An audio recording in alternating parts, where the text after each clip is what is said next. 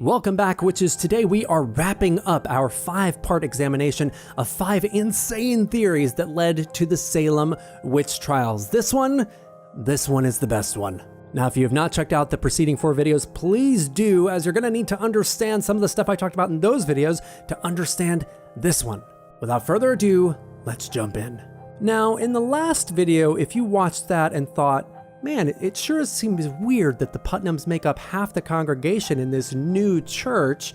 If that made you squirm, then you're in for a lot of discomfort in this video, because one of the more insane theories about the cause of the Salem Witch Trials is also one of the most alluring, and it is that it was caused nearly entirely by political and social disputes. This theory postulates that the accusers should be viewed by us as little more than consenting puppets who themselves weren't totally aware of what they were doing, but who was pulling their strings.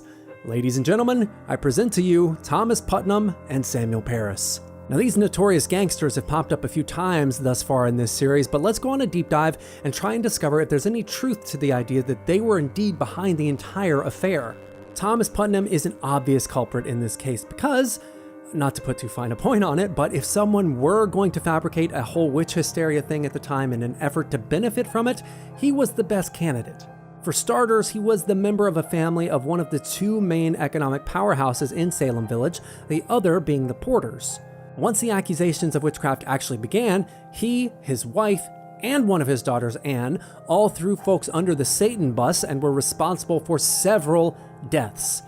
Now, guess who many of their accusations were pointed toward?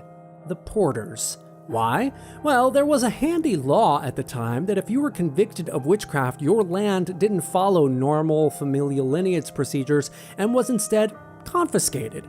So, which family would benefit the most in an agrarian society if the Porters lost their land? Who could snatch it up and double their foothold, essentially taking control of the entire region? And who led that family? See where I'm going with this? And then there's Reverend Samuel Parris.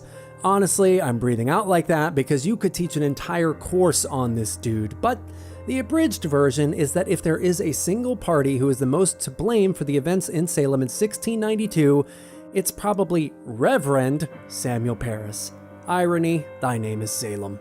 So, Parris fails as a minister in Boston after failing as a farmer in the Barbados. He then goes to Salem Village to set up their new church and immediately has beef with the congregation.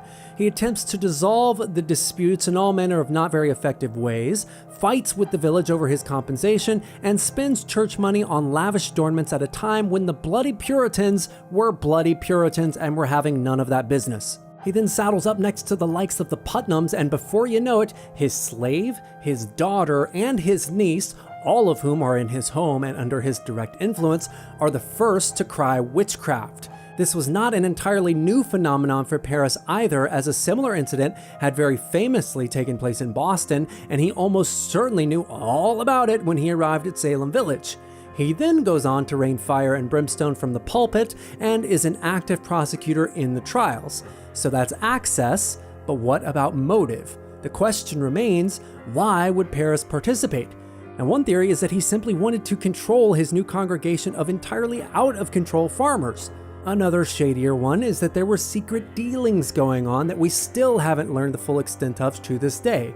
Perhaps the most likely, and the one that I actually happen to believe, is that he was simply a somewhat arrogant and inexperienced kind of guy who thought he could handle a situation that was way out of his league. In any case, one can hardly argue that personal and political rivalries were definitely at the backbone of the Salem Witch Trials and were probably the biggest cause of them.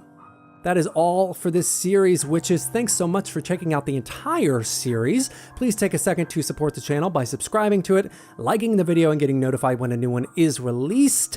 We cover everything here at 2Salem, so if you enjoyed this video, would very much appreciate you checking out the website and subscribing to the channel. All references to anything historical can be found down in the video's description, as well as music used in this video and any other materials you might want to get your grubby little fingers on. Stay weird, witches. I'll see you next time.